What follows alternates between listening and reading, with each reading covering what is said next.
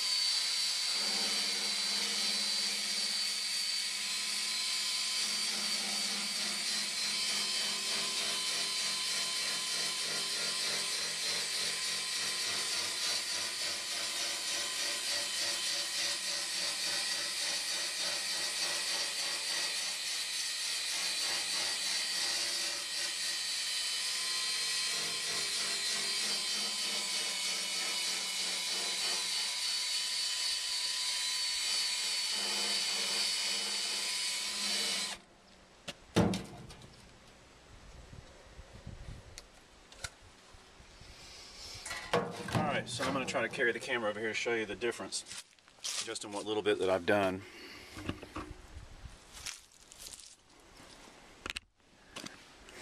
So here's what I've cleaned off, and then here's what's not been cleaned off.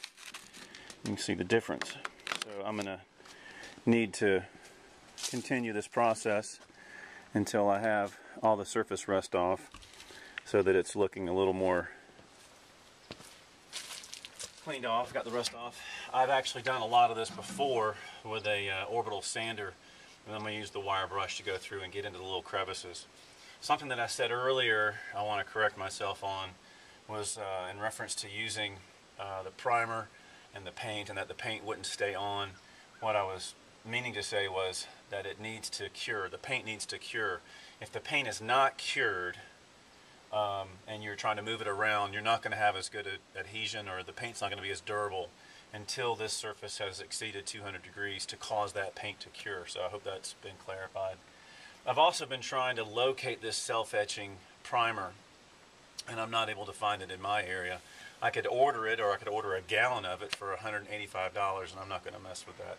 I've spoken to some other paint guys, and they recommend that good surface preparation and cleaning should be sufficient, because the paint that I'm using does have rust inhibitors in it. The Rust-Oleum paint does have rust inhibitors already in it.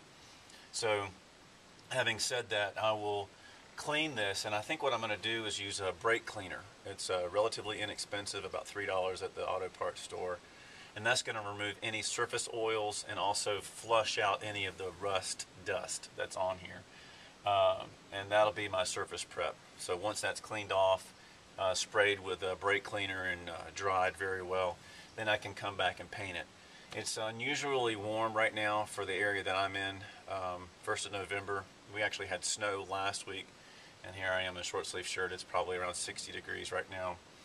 The paint, you want the relative humidity to be relatively low. You don't want to paint in a very humid environment, and you don't want to paint in temperatures below 50 degrees.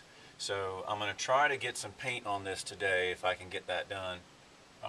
If not, you won't know because it'll be on video outside of a weather change.